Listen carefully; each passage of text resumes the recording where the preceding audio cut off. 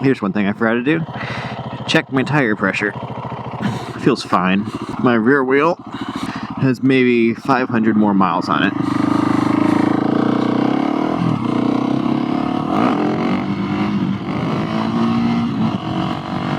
Why did I buy a 701, a Husqvarna 701? Why did I put about $14,000 into an oversized dirt bike, a supermoto? I've always known I wanted a supermoto because I've always loved dual sports, but I mean, where I live, there's hardly any roads to go dual sport on.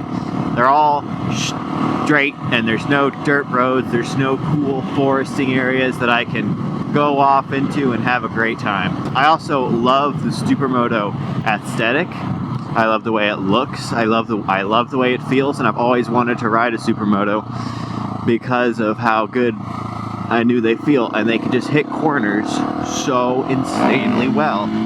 They can also do this. Oh, third gear.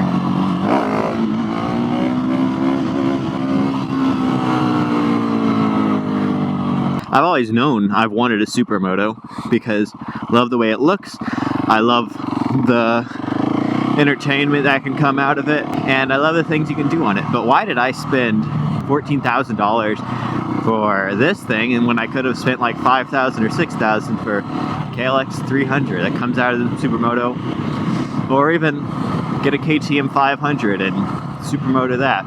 Well, I mean, if you look at the roads around me, I live out in the country, so they're all just straight. You go in a straight line and you're cruising at, like, speed limit says 55, but everyone does 70 and that kind of deal. Back in time a little bit, I started on a KLX 230. However, that's 230. It's only got like 12 horsepower. Can't really do too much off-road. Topped out at 70, and it didn't feel comfortable cruising at that speed, so I would go around everywhere at like 50, and that was how it was. Except it just didn't have the power. I couldn't be playful with it as I can with this. Off-road, you can be playful with the 230 all you want. Like, I think it's a great dirt bike, dual sport.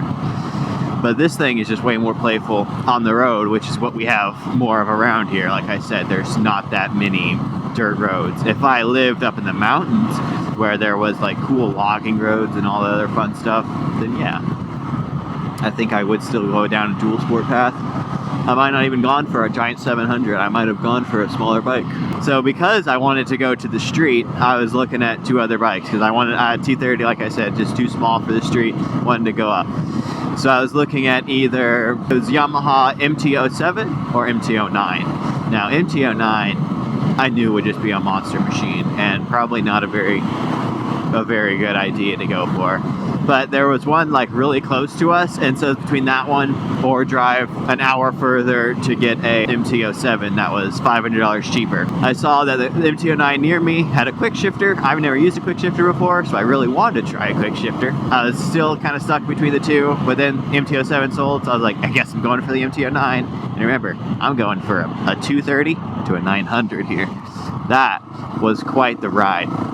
So for the first couple months of me riding the MT-09, I didn't feel at home on it. I didn't feel comfortable at all because it just felt terrifying. And I couldn't be playful with it because if I tried, it would be too playful and scare me. So I went to this because I wanted something a little smaller, but I still wanted that dual sport, dirt bikey and stuff, and I wanted to cruise. This thing is much better at cruising than the 500 would be. Although I still think 500 would be not that bad, but on this I can sit on it for longer and go in a straight line longer, but I still think 500 would be a good idea. They're both great bikes. It's a lot of money to put into it, but it's worth every bit of it. You know, you could complain about some things, the seat's bad, so are all dual sports and supermotos. Hello. You could say the dash is shit. It is, but I'm never looking down here, I'm looking up here. So you don't get to see your tachometer, you don't get to see your gear indicator, but you get used to it. It's not really the end of the world that you don't have them. Although yes, it is a $14,000 bike, so you would expect it to have something like that. You know, whatever, you're paying for this experience, and it's such a great experience. I think it was worth all $14,000.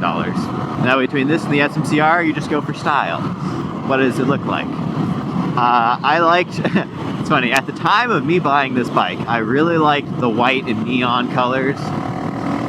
But now, I don't hate the white and neon, but I think I like the new KTMs a little more.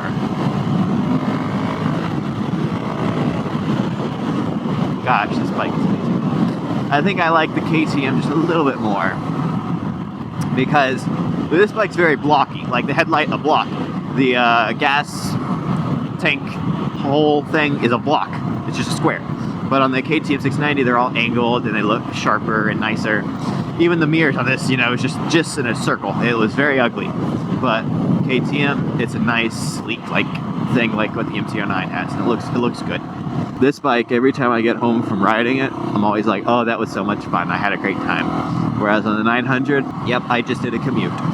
Because that's what I use it for. I just go to school and go back home. After buying this bike and getting used to epic wheelies and all that other stuff, I am better at having fun on the MT-09. One thing I was worried about when getting this was, is it going to be snappy enough? It's very snappy. I think it and the MT-09 are very similar up to 80 miles an hour. Like, of course, the MT-09 is still going to take off, but they both have the same adrenaline. They both give you that same rush. Alright, another reason I bought this bike was because we do have some twisty roads out by us, and MT-09 just wasn't feeling good on them. So I bought it, so I can do these roads. So now we go into some epic twisties. Granted, I still suck at riding, I'm not suck, but I don't know how to track it. I really want to take this to the track, but it costs like $1,000. Guess what I don't have after buying this?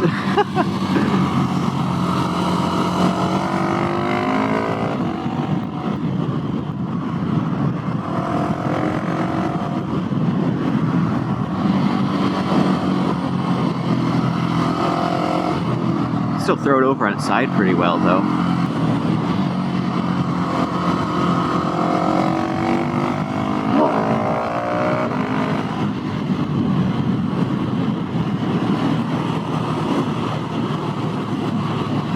Although these roads are sketchy as hell. I hate it. There are some turns you really gotta... Oh, of course there's a truck. There are some turns you really got to pay attention to because there's some dust in the way.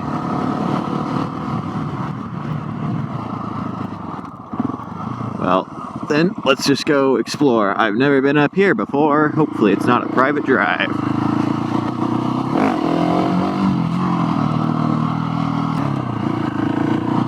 Alright, wipe off some of that dust. This thing, look at this. It just dives, weaves. Oh! One other thing I forgot to mention is why I chose this over like a 500.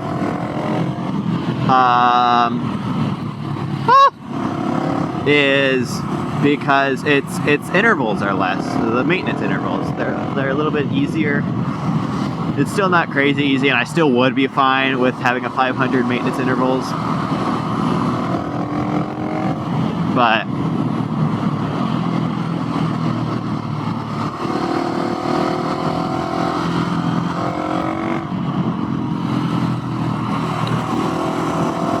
I'm so in the zone right now.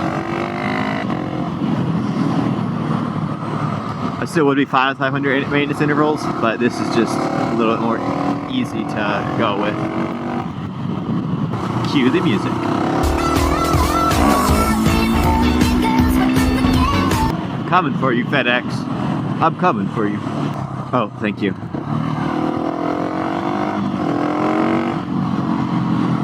Although I'm just gonna meet up with him up here. After a day of doing twists at the lake, my miles per gallon drops by like 7 or 8. Normally I ride like really chilled out. Like I lug it. Not terribly lugging it, but like I go up as high as gear as I can because I don't want to. I just want to save gas. I don't want to stress out the engine as much as I can. Like on the MT-09, I see people ride it. My brother even, they'll be like fourth gear going 70 miles an hour. And yeah, the bike can do it. The bike's just fine doing it. But like, I'll be in sixth gear at 60. Aha, I found it. Yeah, don't downshift in a turn. That's not a good idea. I know there's different ways to ride a supermoto. Some people like stick out their leg and go through turns like that. I don't know. I'm still stupid, so I just lean in like that. I do it my way. Oh, yikes. Oh, and also a fun part, the exhaust right there, I've burned my pants on them before. What made me think of that? The house. Thank you, FedEx, for calming down the last little bit of the ride. I'm gonna do a 0 to 60. I don't launch this bike very much, so let's see how it goes.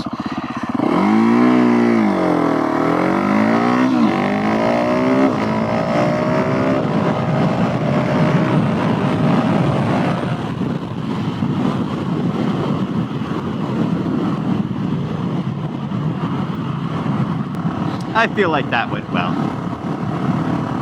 Although I could like let out the clutch a little faster. The front wheel was starting to go up in second gear though. That's a good sign, I think.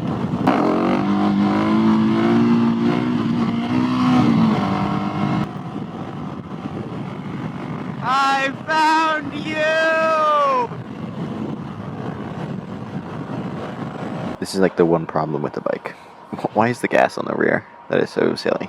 I think you can get about 150 miles out of it if you're really nice to it. I bet I got like 45 miles per gallon though. Ever since I put the exhaust on, it's gone down a little bit. But I bet after tuning it, it'll be happier. Hey Siri, what's 124 divided by 2.78?